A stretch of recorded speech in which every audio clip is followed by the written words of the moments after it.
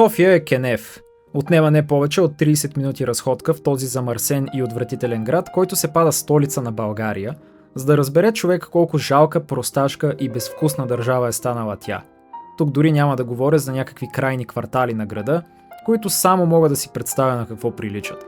Тук ще говоря за неговия център, който трябва да бъде сърцето на града, да бъде неговата фасада, неговата корона.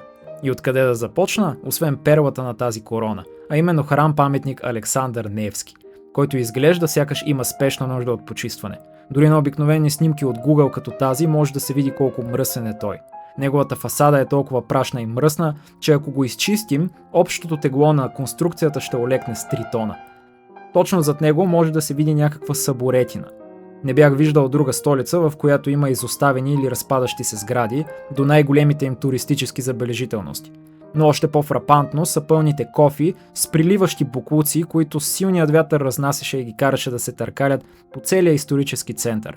И това се намира точно до Националната галерия за чуждестранно изкуство, което през 2015 година някой велик мозък реши да прекръсти на Квадрат 500.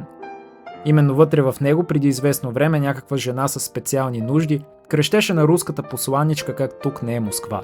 Сякаш приливащите кофи за буклук пред галерията можеха да накарат жената да забрави този факт. Зад Квадрат 500 може да видите и националната ни библиотека Свети Кирил и Методий, върху които стени, като странна ирония на съдбата, са надраскани графити на латиница, като ето този например. Това е тагът на известна футболна фракция в родната ни Чалгария.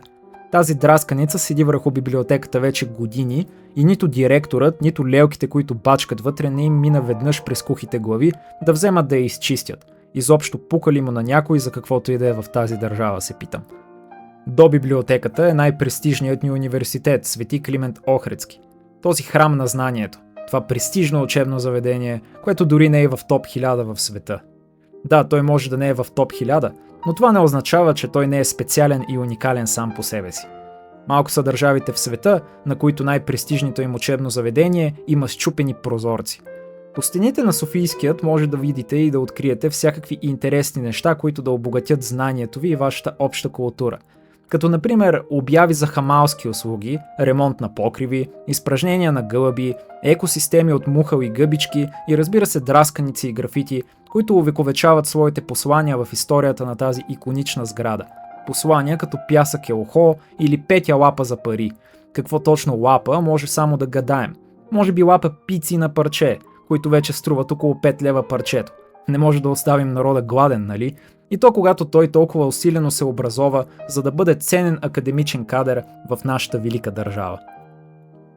Искам да ви покажа това нещо. Това е Орлов мост.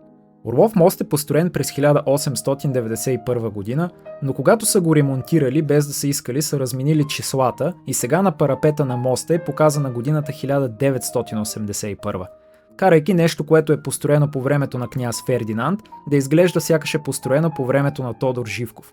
Разбира се, това се случва като грешка. Няма нищо лошо. Стига грешката да бъде поправена. С разликата, че тази грешка седи вече повече от 10 години. 10 години на никой не му хрумна дори за момент, че тази простащина трябва да се поправи. И това е нещо, което се намира на няколко крачки от грозната сграда на БНТ, където всеки неделник се събират великите титани на мисълта от историческия факултет на СУ, да плямпат глупости как българите са траки, свраки и всякакви небивалици. Как може нито една от тези дърти прадни, които минават оттам по 1000 пъти в годината, да не им направи впечатление това нещо. Да не забравяме и паметника на съветската армия, който трябваше да бъде премахнат, за да имаме на негово място сега това. Вижте колко европейско. Вижте колко цивилизовано. Имаме си змиярник в центъра на столицата. Надявам се изкофелите евротарди да спят спокойно сега. Ироничното тук е, че любимите им западняци, чието подметки те са веднага готови да изчистят с език, супер много се кефиха на соцархитектурата и паметниците. Моча дори е единствената забележителност от София, която се появи в Marvel Comics. Соцпаметниците и постройките можеха да бъдат използвани като туристически забележителности, но либералните ганьовци няма чак толкова много акъл в главите. Тази част на центъра даже не заслужава и коментар. Тук дявола не е в детайлите, а в целият пейзаж. Ако се разходите из тази част на града, ще попаднете на едни мъже в тесни и впити дънки и нива на тестостерон колкото на осмокласничка. Това са мъжете от София Free Tour.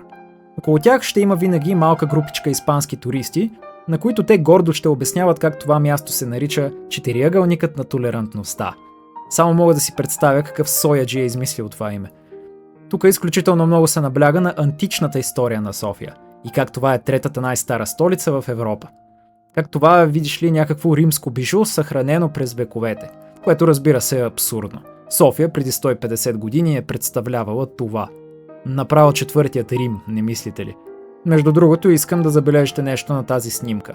Това в далечината е църквата Свети Спас, една от най-старите църкви в София, която е унищожена от англо-американските бомбардировки през Втората световна война. Днеска на нейно място имаме това нещо. Вместо да бъде построена наново, държавата решава да построи тази грозотия. Това е католическата катедрала Свети Йосиф.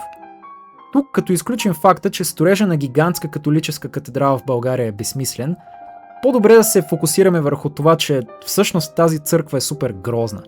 Това е сигурно най-грозният храм, който съм виждал някога. И не виждам никакъв смисъл от него.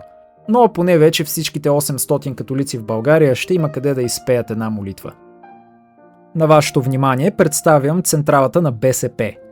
Искам да видите в какво състояние е тази сграда. Това са хората, които ви карат да гласувате за тях на избори и които искат да бъдат в управлението и стопанисването на държавата.